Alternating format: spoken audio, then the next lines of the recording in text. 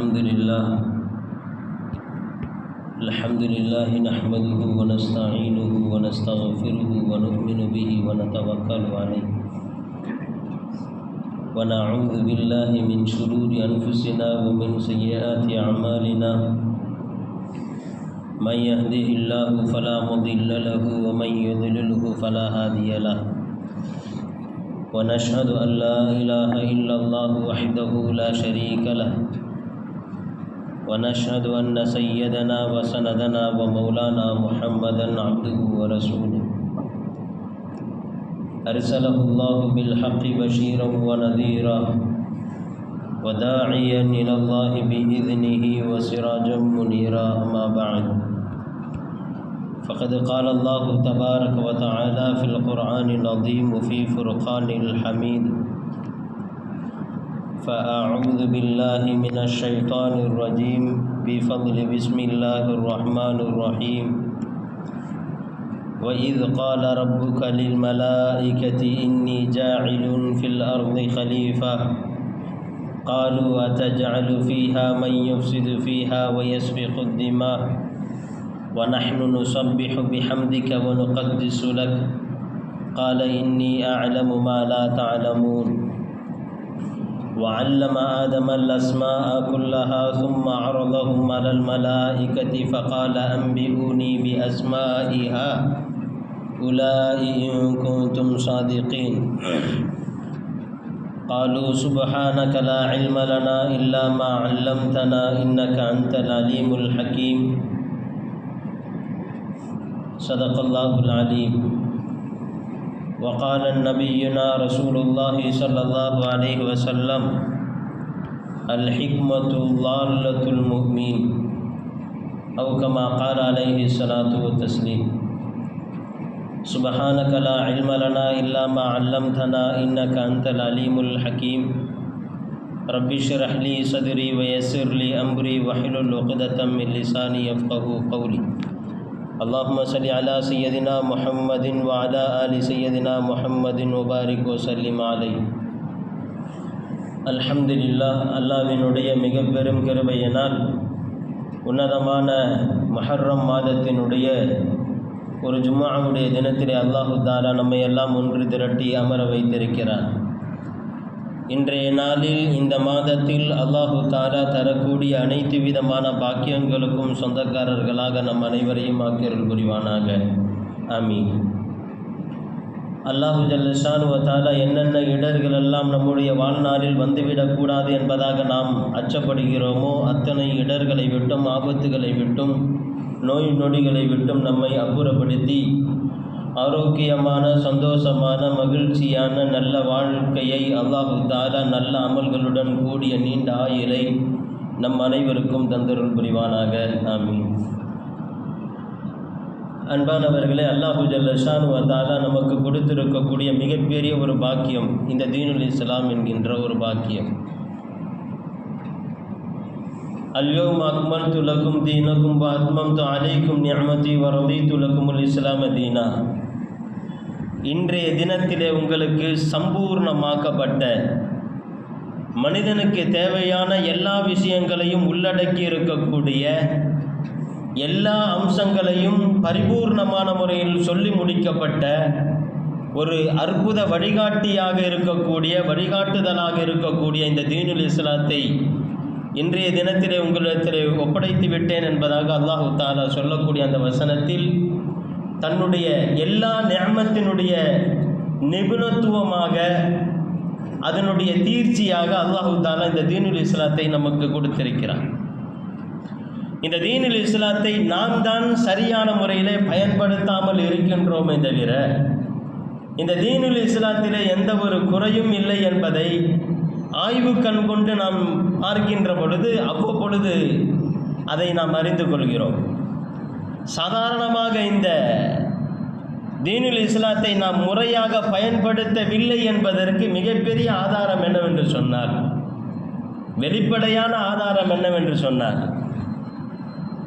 உலகளாவிய மார்க்க ரீதியான இரண்டு கல்விகளிலேயும் பின்தங்கிய ஒரு சமுதாயமாக நாம் இருந்து கொண்டிருக்கிறோம். இது இந்த தீனுல் இஸ்லாத்தை நாம் முறையான முறையில் பயன்படுத்தவில்லை என்பதை சுட்டி காண்பிக்கக்கூடியதாக இருக்கிறது. ஏனென்றால் அல்லாஹு ஜல்ல ஷானுவ தஆலா மனிதனுடைய வரலாற்றை ஆரம்பம் செய்கின்ற பொழுது, குர்ஆனிலே சொல்கின்ற பொழுது, கல்வியினுடைய புரட்சியை அல்லாஹு தஆலா அடையாளப்படுத்துகிறான். وَإِذْ قَالَ رَبُّكَ لِلْمَلَائِكَةِ إِنِّي جَاعِلٌ فِي الْأَرْضِ خَلِيفَةً, நான் பூமியிலே மனித படைப்பை நான் என்னுடைய பிரதிநிதியாக படைக்கப் போகிறேன் என்பதாக மலக்குகளிடத்தில் அல்லாஹ் சொன்ன பொழுது, மனித படைப்பை விட ஆக சிறந்த படைப்பாக இருக்கக்கூடிய மலாயிக்கத்துமார்கள் இருக்கிறார்கள். மனிதர்களை விட சர்வ ஆற்றலில் மிகைத்தவர்களாக ஜின்னினத்தவர்கள் இருந்து கொண்டிருக்கிறார்கள். இவர்கள் இருக்கின்ற பொழுது தேவையற்ற படைப்பாக மனிதனை ஏன் படைக்கப் போகிறாய் என்று ஒரு ஜின்னினுடைய தூண்டுதலினால் மலக்குகள் கேட்ட பொழுது, قالوا أتجعل فيها من يفسد فيها ويسفك الدماء ونحن نسبح بحمدك ونقدس لك, நாங்கள் உன்னை துதிபாடி கொண்டு உன்னுடைய இபாதத்தை நிறைவேற்றி கொண்டு இருக்கின்ற பொழுது எதற்காக நீ மனிதனை படைக்க வேண்டும் என்பதாக அவர்கள் கேட்ட பொழுது, அல்லாஹு ஜல்ல ஷானுவ தஆலா இன்னி அஅலமு மா லா தஅலமூன், உங்களுக்கு தெரியாதவையற்றையெல்லாம் நான் தெரிந்தவனாக இருக்கிறேன் என்பதாக சொன்ன ரப்புல் ஆலமீன் இப்பொழுது அந்த ஜின் படைப்பினத்திற்கும் மலாயிக்கத்துமார்கள் என்கின்ற படைப்பினத்திற்கும் மனித படைப்பினுடைய மகத்துவத்தை உணர்த்த வேண்டிய கட்டாயத்தை அல்லாஹு ஜல்ல ஷானுவ தஆலா ஏற்படுத்துகிறார். இந்த நேரத்தில் அல்லாஹு ஜல்ல ஷானுவ தஆலா மனித படைப்பை மேன்மையாக்கி காண்பிப்பதற்காக அல்லாஹ் எடுத்த ஆயுதம் என்ன என்பதை நாம் கவனிக்க வேண்டும். அவனை ஆக சிறந்த அழகுள்ள படைப்பாக படைத்து, பார்த்தீர்களா எவ்வளவு அழகாக படைத்திருக்கிறேன் என்பதாக அல்லாஹ் காட்டியிருக்கலாம். உடல் பலத்தால் அல்லது வேறு ஏதேனும் விதத்திலே மிகப்பெரிய ஆற்றல் கொண்ட படைப்பாக இந்த மனித படைப்பை படைத்து, பார்த்தீர்களா மனிதனுடைய பலம் எப்படி இருக்கிறது என்பதாக காட்டியிருக்கலாம். ஆனால் அல்லாஹு ஜல்ல ஷானுவ தஆலா கையில் எடுத்த ஆயுதம் என்பது கல்வி ஆயுதம். கல்வியினுடைய புரட்சியை அல்லாஹு தஆலா மனிதன் உருவாகுகின்றான் என்கின்ற அந்த கட்டம் வருகின்ற பொழுதே அடையாளப்படுத்துகிறான். وَعَلَّمَ آدَمَ الْأَسْمَاءَ كُلَّهَا ثُمَّ عَرَضَهُمْ عَلَى الْمَلَائِكَةِ فَقَالَ أَنْبِئُونِي بِأَسْمَاءِ هَؤُلَاءِ إِن كُنتُمْ صَادِقِينَ. ஆதம் அலைஹிஸ்ஸலாத்து வஸ்ஸலாம் அவர்களுக்கு சர்வ விளக்கங்களையும் அற்புதமான கல்வி ஆற்றல்களையும் புரிதல்களையும் கற்றுக் கொடுத்ததற்கு பிறகு மலக்குகளிடத்திலே அதை குறித்துண்டான விளக்கத்தை, எந்த விளக்கத்தை ஆதம் அலைஹிஸ்ஸலாம் அவர்களுக்கு கொடுக்கப்பட்டதோ அந்த விளக்கம் மற்ற படைப்பினங்கள் எதற்கும் கொடுக்கப்படவில்லை. அல்லாஹ் கேட்கிறான் அந்த மலக்குகளை பார்த்து, ஜின்னையும் பார்த்து கேட்கிறான், நீங்கள் உண்மையானவர்களாக இருந்தீர்கள் என்றால், மனிதனை விட ஆக சிறந்தவனாக இருந்தீர்கள் என்றால் எனக்கு இதனுடைய விவரங்களை சொல்லுங்கள் பார்க்கலாம் என்பதாக சொல்ல, அவர்களெல்லாம் சொல்கிறார்கள், காலு சுபஹானக லா இல்ம லனா இல்லா மா அல்லம்தனா இன்னக அன்தல் அலீமுல் ஹக்கீம். ரப்பே ரஹ்மானே, நீ எதை எங்களுக்கு கற்றுக் கொடுத்தாயோ அதை தவிர எங்களுக்கு எதுவும் தெரியாது என்பதாக அவர்கள் சொல்கிற பொழுது அல்லாஹு ஜல்ல ஷானுவ தஆலா ஆதம் அலைஹிஸ்ஸலாத்து வஸ்ஸலாம் அவர்களை பார்த்து கட்டளையிடுவான், யா ஆதமே, நீங்கள் இவர்களுக்கு கற்றுக் கொடுங்கள். கால யா ஆதம அம்பிஉஹும் பி அஸ்மாஇஹிம், இவர்களுக்கு நீங்கள் கற்றுக் கொடுங்கள் என்பதாக கற்றுக் கொடுக்கக்கூடிய ஆசிரியராக ஆதம் அலைஹிஸ்ஸலாத்து வஸ்ஸலாம் அவர்களை ஆக்கி அவர்களிடத்தில் இருந்து கல்வி கற்கக்கூடிய மாணவர்களாக மலாயிக்கத்துமார்களையும் அந்த மலக்குமார்களை தவறான சிந்தனையை ஏற்படுத்திய அந்த ஜின் இபிலீஸையும் கல்வி கற்கும் மாணவராக அல்லாஹு ஜல்ல ஷானுவ தஆலா ஆக்குகிறார். இந்த நிகழ்ச்சிக்கு அடுத்துதான் அல்லாஹு ஜல்ல ஷானுவ தஆலா மலக்குகளை பார்த்து அல்லாஹ் சொல்கிறான், நீங்கள் குல்னா லில் மலாயிகத்தி இஸ்ஜுது லி ஆதம ஃபஸஜது இல்லா இப்லீஸ், நீங்கள் எல்லாம் ஆதமிற்கு பணிவை வெளிப்படுத்தி சிரம்பணியுங்கள் என்பதாக நாம் மலக்குமார்களுக்கு சொன்னோம் என்பதாக அந்த நிகழ்ச்சி தொடர்கிறது. மனிதனுடைய வரலாறு அங்கிருந்து ஆரம்பமாகிறது. நாம் இங்கே கவனிக்க வேண்டிய விஷயம் என்னவென்றால், மனிதனுடைய மேன்மை என்பது, மகத்துவம் என்பது கல்வியில்தான் இருக்கின்றது என்கின்ற ஒரு செய்தியை அல்லாஹு ஜல்ல ஷானுவ தஆலா இந்த இடத்திலே சுட்டி காண்பிக்கிறான். இந்த இடத்துல இன்னொரு செய்தியையும் நாம் விளங்க வேண்டும். கண்டிப்பாக உலக கல்வி, மார்க்க கல்வி என்கின்ற அந்த வித்தியாசம் என்பது அவசியத்தை கருதி பிரிட்டிஷாருடைய காலகட்டத்தில் ஏற்படுத்தப்பட்டது தானே தவிர, மனித வாழ்க்கைக்கு தேவையான அத்தனை கல்விக்கும் சொந்தக்கார சமுதாயமாக இந்த முஸ்லிம் சமுதாயம் இருக்கிறது என்பதை அல்லாஹ் தஆலா சுட்டி காண்பிக்கிறார். இன்று மனிதர்கள் பயன்பாட்டிலே பலன் பெற்று கொண்டிருக்கக்கூடிய எந்த கலையாக இருந்தாலும் சரி, விவசாயமாக இருந்தாலும் சரி, கட்டிடக்கலையாக இருந்தாலும் சரி, இன்னும் எத்தனை கலைகள் இருக்கிறதோ அத்தனை கலைகளும் ஹஜ்ரத் ஸையதுனா ஆதம் அலைஹிஸ்ஸலாத்து வஸ்ஸலாம் அவர்கள் முதல் கொண்டு நம்முடைய முன்னவர்களினால் விதையாக விதைக்கப்பட்டு நம்மிடத்திலே கொடுக்கப்பட்டது என்பதை நாம் புரிந்து கொள்ள வேண்டும். சாதாரணமானது அல்ல. இன்று நாம் பார்த்து கொண்டிருக்கக்கூடியதெல்லாம் அப்படிதான். குர்ஆனும் ஹதீஸும் ஏற்படுத்திய புரட்சி என்பது அதனுடைய பலனை தான் நாம் இப்பொழுது வரையிலும் பெற்றுக்கொண்டிருக்கிறோம். குர்ஆன் கல்வியினுடைய விஷயத்திலே ஏற்படுத்திய புரட்சி என்பது சாதாரணமானது அல்ல. இறைவன் குர்ஆனை இறக்குகிறான், இறை வசனத்தை இறக்குகிறான். எத்தனையோ விஷயத்தை குறித்து பேசலாம், தன்னுடைய வல்லமையை குறித்து பேசலாம், மறுமையினுடைய விஷயத்தை குறித்து பேசலாம். முதலாக ஒரு இறை வசனத்தை அல்லாஹ் இறக்குகிறான். என்ன வசனத்தை இறக்க வேண்டும்? ஆனால் அல்லாஹ் சொல்கிறான், இக்ரா பிஸ்மி ரப்பிக்கல்லதீ கலக். உம்மை படைத்த இறைவனுடைய திருநாமத்தை கொண்டு படிக்க ஆரம்பியுங்கள் என்பதாக அல்லாஹ் சொல்கிறான். கல்வியினுடைய தாக்கத்தை அல்லாஹ் முதலாவது வசனத்திலேயே ஏற்படுத்துகிறான். அருமை பெருமானார் ஸல்லல்லாஹு அலைஹி வஸல்லம் அவர்கள் சொன்னார்கள், கல்வியினுடைய தேடல் என்பது ஈமானிய உணர்வை சார்ந்தது. அல் ஹிக்மத்து லால்லத்துல் முஃமின். ஞானம் என்பது, அறிவு என்பது எங்கு கிடைத்தாலும் அதை பெற்றுக்கொள்ள வேண்டும். காணாமல் தேடிக்கொண்டு இருக்கக்கூடிய ஒரு பொருளை அந்த உரிய நபர் எப்படி பார்த்தவுடன் சந்தோஷமாக பெற்றுக்கொள்வானோ, அதுபோன்று உலகத்தில் எந்தெந்த இடத்திலெல்லாம் கல்விகள் இருக்கிறதோ, ஞானங்கள் இருக்கிறதோ, அந்த ஞானங்களை முஃமினான மனிதன் தேடி அறிந்து கொள்ள வேண்டும் என்பதாக ரசூலுல்லாஹி ஸல்லல்லாஹு அலைஹி வஸல்லம் அவர்கள் சொல்லக்கூடிய இந்த ஹதீஸில் முஃமினான மனிதனுடைய காணாமல் போன பொருள் தான் ஞானம் என்பதாக அல்லாஹ் ரசூலுல்லாஹி ஸல்லல்லாஹு அலைஹி வஸல்லம் சுட்டி காண்பிப்பதன் மூலமாக அதை தேடுவது என்பது ஈமானிய பண்பு என்பதை ரசூலுல்லாஹி ஸல்லல்லாஹு அலைஹி வஸல்லம் அவர்கள் அங்கு உணர்த்துகிறார்கள்.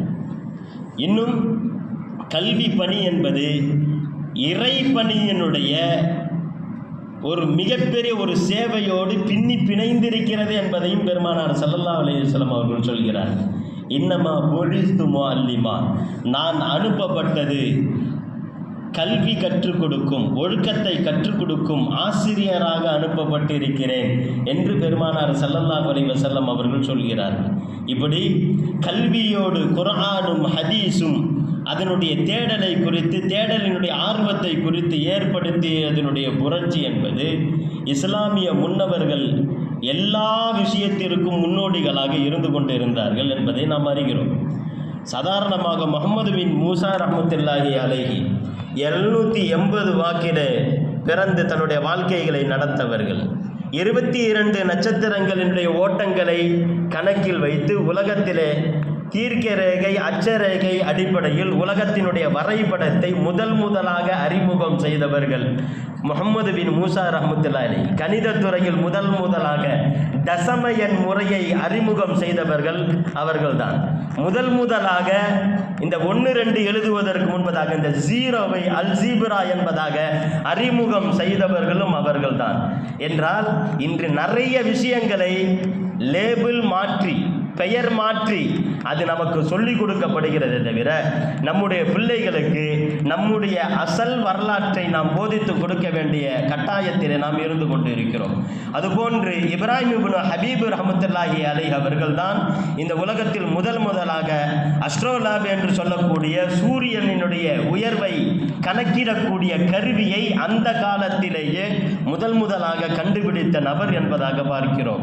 அப்துல்லாஹ் இப்னு முஹம்மது ரஹ்மத்துல்லாஹி 853 இந்த உலகத்திலே இருக்கக்கூடிய எல்லா பகுதி மக்களுக்கும் வருடத்திற்கு எத்தனை நாட்கள், எத்தனை மணி நேரங்கள், எத்தனை நிமிடங்கள் ஏற்படுகிறது என்பதை அவர்கள் சுட்டி காண்பிக்கிறார். ஒரு வருடத்திற்கு 365 நாட்கள், 5 மணி நேரம், 46 நிமிடம், 24 வினாடிகள் என்பதாக துல்லியமாக அன்றைய காலத்தில், எப்பொழுது 859 பதிவு செய்தவர்கள் இவர்கள். அபு அலி சீனா ரஹ்மத்துல்லாஹி இன்னைக்கு இருக்கக்கூடிய முதலாக அறுவை சிகிச்சை சர்ஜரி முறையை முதலாக அறிமுகம் செய்தவர்கள் அவர்கள்தான். இன்றைய மெடிசன்கள் அத்துணையும் அவர்கள் எழுதிய அல் கானூனு ஃபி திப், மௌலானா அல் ஹாஃபில் அபு அலி சீனா ரஹ்மத்துல்லாஹி அவர்கள் எழுதிய அந்த கானூனு ஃபி திப் என்கின்ற அந்த புத்தகம் தான் இன்று வரையிலும் பிரிட்டானியர்களினால் அது கொண்டாடப்பட்டு கொண்டிருக்கிறது. அதை பைபிள் ஆஃப் த மெடிசன் என்பதாக அவர்கள் வைத்திருக்கிறார்கள் இன்று வரையிலும். இதெல்லாம் ஏன் ஏற்பட்டது? கடிகாரத்தை முதலாக கண்டுபிடித்தவன் இஸ்லாமியனாக இருக்கிறான். உலகத்தினுடைய வரைபடத்தை முதலாக கண்டுபிடித்தவன் இஸ்லாமியனாக இருக்கிறான். கடலில் செல்லக்கூடிய நபர்களுக்கு ஆள்காட்டியை கண்டுபிடித்தவன் இஸ்லாமியனாக இருக்கிறான். மறைவிடத்திற்கான தேவைகளை முதலாக கண்டுபிடித்தவன் இஸ்லாமியனாக இருக்கிறான். இதனுடைய காரணம் என்னவென்று சொன்னால், இஸ்லாத்தினுடைய அம்சத்தில் தான் அவையினுடைய தேவைகளும் இருக்கிறது. திசைகளை அறிய வேண்டும் என்கின்ற தேவை ஒரு முஃமினுக்கு தான் இருக்கிறது. இந்த எந்த பகுதியில் இருந்தாலும் சரி, இந்த கிபிலாவை நோக்கி தான் தொழ வேண்டும், கிபிலாவை விட்டு தொழுதால் தொழுகை கூடாது என்கின்ற நிலை வருகின்ற பொழுது, அந்த கிபிலாவை எப்படி நாம் இலகுவான முறையிலே கண்டறிய வேண்டும் என்கின்ற தேவை அவனுக்கு ஏற்படுகிறது. கடலிலே சென்றாலும் நாம் திசையை நோக்க வேண்டும் என்கின்ற தேவை வருகிற பொழுது அவன் வானவியல் சார்ந்த திசையை அறிய வேண்டிய தேவை ஏற்படுகிறது. தன்னுடைய மறைவிடத்தை மறைக்க வேண்டிய தேவை கட்டாயமாக தீனுல் இஸ்லாத்திலே இருக்கின்ற காரணத்தினால்தான் அதற்குண்டான அம்சங்களை கண்டுபிடிக்க வேண்டிய தேவை மனிதனுக்கு, முஃமினுக்கு ஏற்படுகிறது. இந்த அடிப்படையில் எல்லா விதத்திலையும் முன்னோடிகளாக நம்முடைய முன்னவர்கள் இருந்து கொண்டிருந்தார்கள் என்பதாக நாம் பார்க்கிறோம். சாதாரணமாக ஒரு 8ஆம் நூற்றாண்டில் பகதாதினுடைய புரட்சியை மட்டும் நாம் பார்த்தோம் என்று சொன்னால், பகதாதிலே எழுதி வைத்த புத்தகங்களை மட்டும் பார்த்தோம் என்று சொன்னால், அந்த 8ஆம் நூற்றாண்டிலே வந்த மங்கோலியர்கள் இருக்கக்கூடிய எல்லா முஸ்லிம்களையும், ஒரு முஸ்லிம் கூட கைவிட்டு எண்ணக்கூடிய அளவிற்கு மட்டும் முஸ்லிம்களை விட்டுவிட்டு எல்லா முஸ்லிம்களையும் சகதியில் நடக்கக்கூடிய அளவிற்கு, இரத்த சகதியில் நடக்கக்கூடிய அளவிற்கு அவர்களை எல்லாம் கொன்றொழித்து மஸ்ஜிதுகளை எல்லாம் தரமட்டமாக ஆக்கி அங்கே இருக்கக்கூடிய கிணறுகளை எல்லாம் பிணங்களை நிரப்பக்கூடிய இடங்களாக அவர்கள் மாற்றி, அந்த நேரத்தில் அந்த பகதாதில் எழுதப்பட்ட கிதாபுகளை ஆற்றை கடக்கக்கூடிய பாலமாக அமைத்தார்கள். கிதாபுகளை கொட்டி, புத்தகங்களை கொட்டி ஒரு ஆற்றை கடப்பதற்கு, தஜ்லா நதிக்கரையை கடப்பதற்கு அவர்கள் பாலம் அமைக்கிறார்கள் என்று சொன்னால் எவ்வளவு கிதாபுகள் இருந்திருக்கும் என்பதை பார்க்க வேண்டும். அந்த கிதாபுகளினால் எழுதப்பட்ட அந்த மைகள் அந்த ஆற்றையே கருப்பு நிறமாக ஒரு மாதம் முழுக்க ஓட வைத்தது என்று சொன்னால் அந்த கிதாபில் எவ்வளவு வழிகள் இருந்திருக்கும். இது மனித சமுதாயத்திற்கு செய்த மிகப்பெரிய ஒரு எதிரான செயல் என்பதை வரலாற்று ஆசிரியர்கள் குறிப்பிட்டு காண்பிக்கிறார். அப்படியெல்லாம் அழித்ததற்கு பிறகு, எப்படி ஒரு ஆற்றுல கிதாபுகளை கொட்டி அதை பெரிய ஒரு பாலமாக ஆக்கி அதிலே கருப்பு நிறமாக ஓடக்கூடிய அளவிற்கு கிதாபுகளை நாசப்படுத்தியதற்கெல்லாம் பின்னாலும் அங்கிருந்து தேடி எடுக்கப்பட்ட கிதாபுகளுடைய எண்ணிக்கை என்பது 4 லட்சம் கிதாபுகள் என்பதாக சொன்னார். 4 லட்சம் கிதாபுகள் மொரோக்காவிற்கு, அது மொரோக்காவினுடைய லைப்ரரிக்கு அனுப்பி வைக்கப்பட்டது என்று சொன்னால், நம்முடைய முன்னவர்கள் கல்வியினுடைய தாகத்தில் எந்த அளவிற்கு ஊறி இருந்தார்கள் என்பதை பார்க்க வேண்டும். அல்லாமா நபவி ரஹ்மத்துல்லாஹி அவர்கள் வாழ்ந்தது மொத்தமே 40 வருடம்.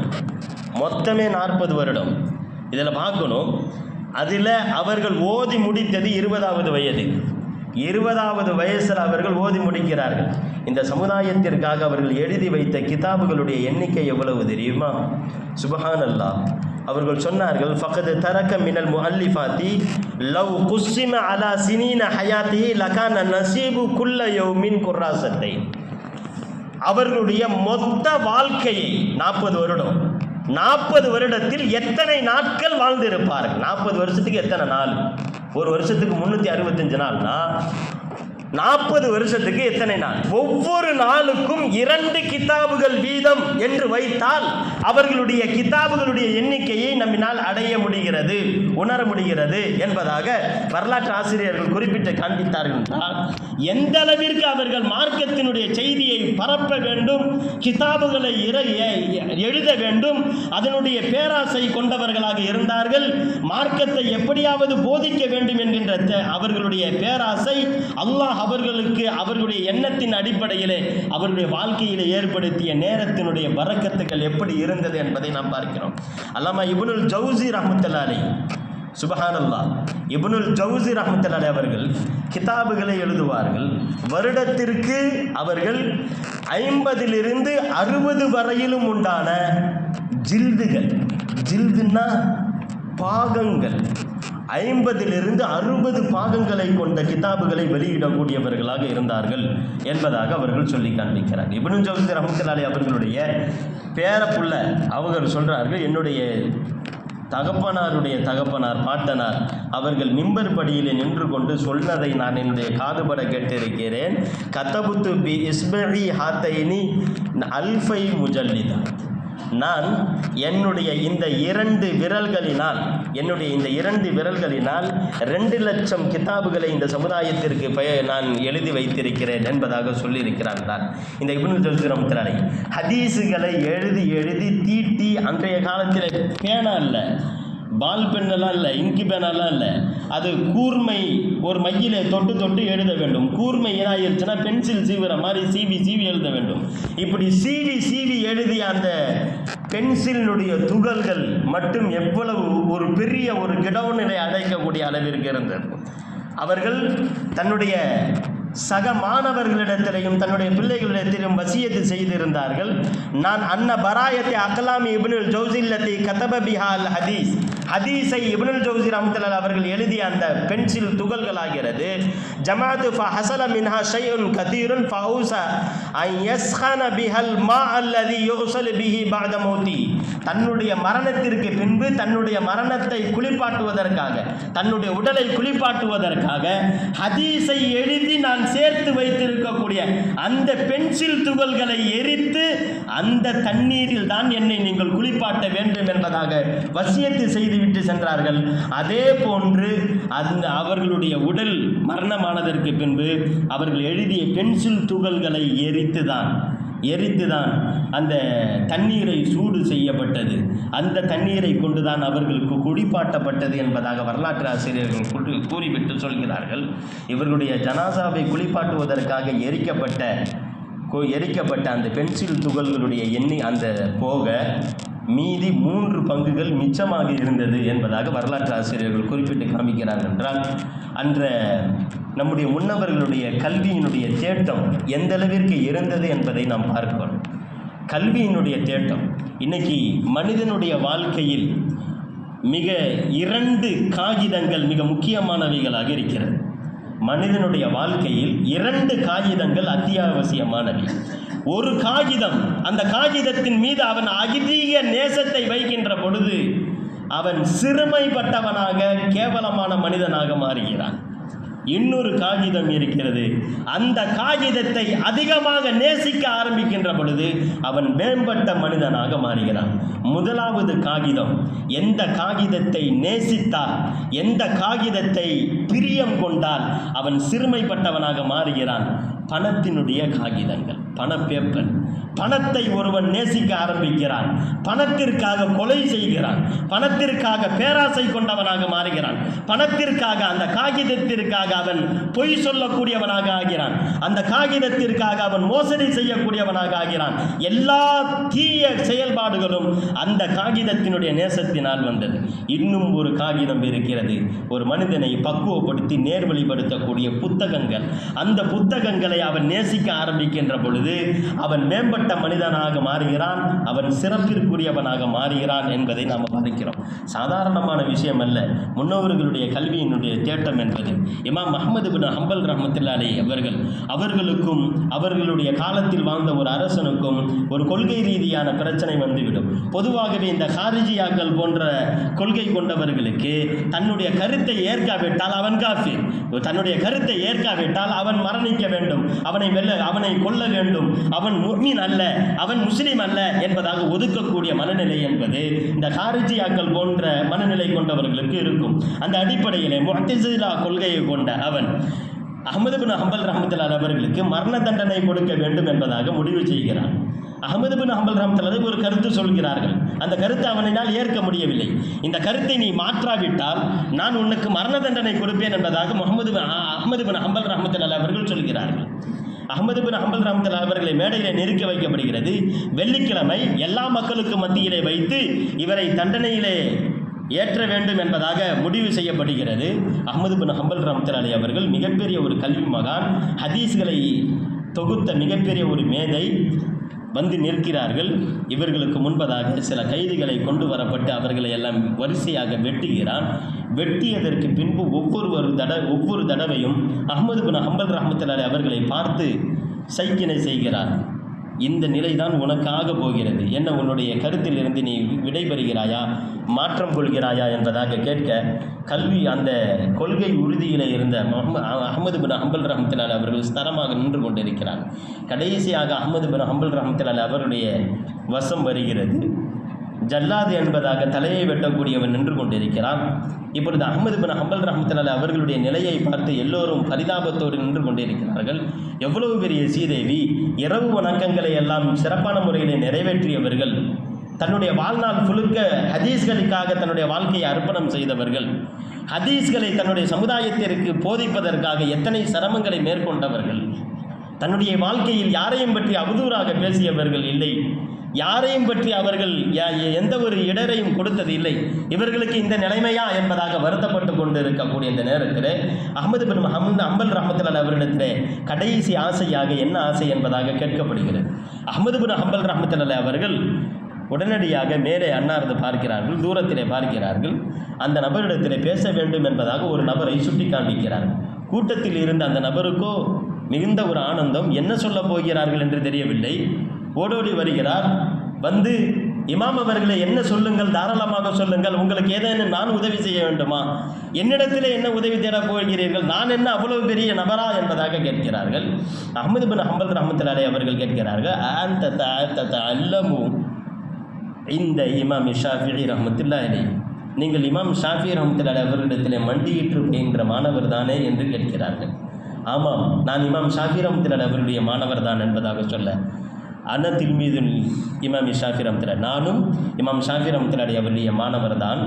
இமாம் ஷாஃபிஈ ரஹ்மத்துல்லாஹி அவர்கள் தயம்முமை குறித்து பேசுகின்ற பொழுது ஒரு விஷயத்தை சொல்வார்கள். அந்த விஷயத்திற்கு எந்த ஹதீஸின் அடிப்படையில் இமாம் ஷாஃபிஈ ரஹ்மத்துல்லாஹி அவர்கள் இந்த சட்டத்தை சொன்னார்கள் என்பதாக கேட்கிறார். நான் தேடி பார்த்தேன், அந்த ஹதீஸு கிடைக்கவில்லை, அதனுடைய விளக்கம் கிடைக்கவில்லை. உங்களுக்கு அதை பற்றியுண்டான ஞானம் எனக்கு தெரியுமா என்று கேட்கிற பொழுது, ஆம், எனக்கு கண்டிப்பாக தெரியும், எனக்கு நன்றாக நினைவிருக்கிறது. இமாம் அவர்கள் இந்த சட்டத்திற்கு இந்த ஹதீஸை தான் ஆதாரமாக வைத்தார்கள், இந்த ஹதீஸை மேற்கோளாக வைத்து தான் இந்த சட்டங்களை எடுத்தார்கள் என்பதாக சொன்ன மறுகணம் அவருடைய முகத்தில் அவ்வளவு பூரிப்பு, சந்தோஷம். தன்னுடைய அரசனை பார்த்து சொன்னார்கள், இப்பொழுது என்னை வெட்டி கொள்ளுங்கள்.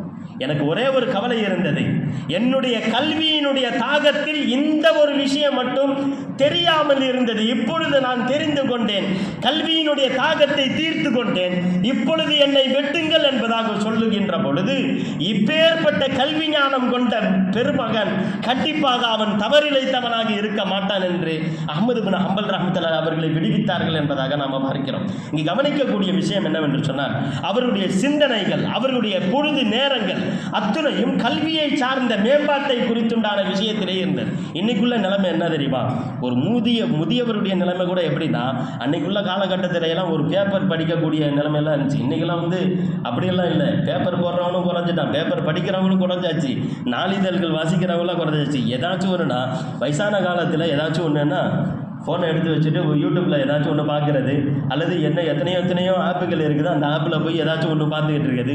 போகக்கூடிய நேரம் ஒரு நல்லதாக ஏதாச்சும் ஒரு நல்ல விஷயத்தை கற்றுக்கிட்டு அல்லாஹ் போய் சந்திக்கிற பொழுது வாழ்கிற காலத்தில் எப்படியோ வாழ்ந்தாச்சு. இப்போ போகிறதுக்கு தயாராகி கொண்டு இருக்கக்கூடிய இந்த நேரத்திலேயாச்சும் ஏதாச்சும் ஒரு நல்ல விஷயத்தை கற்றுக்கிட்டு போகிறோமோன்னு இல்லை, எப்படியாவது இருக்கக்கூடிய இந்த நேரத்தையாச்சும் ஒரு என்ஜாய்மெண்ட்டாக கழிச்சுட்டு போகலாமே என்கின்ற மனநிலை முதியவர்களுக்கே இருக்கிறது என்று சொன்னால், வாழ வேண்டும் என்கின்ற பேராசையில் இருக்கக்கூடிய வாலிபர்களுடைய நிலைமையை எப்படி என்று சொல்வது? எனவே அன்பு பெருமக்களே, அன்பு சமுதாயமே, நாம் கல்வியினுடைய தேட்டம் கொண்டவர்களாக உருவாக வேண்டும். நம்முடைய பிள்ளைகளை கல்வியினுடைய தேட்டம் கொண்டவர்களாக உருவாக வேண்டும். வாசிக்கக்கூடிய தன்மைகளை கொண்டவர்களாக உருவாக வேண்டும். வாசிக்கக்கூடிய திறன்களை நாம் நமக்கு மத்தியிலே அதிகப்படுத்தி கொள்ள வேண்டும். நல்ல நல்ல புத்தகங்கள் இருக்கிறது, இஸ்லாமிய வரலாறுகள் இருக்கிறது, இஸ்லாத்தை குறித்துண்டான விழிப்புணர்வு இருக்கிறது, இன்னைக்கு என்ன நடந்து கொண்டிருக்கிறது என்கின்ற தகவலை குறிக்கக்கூடிய நல்ல நல்ல புத்தகங்கள் இருக்கிறது.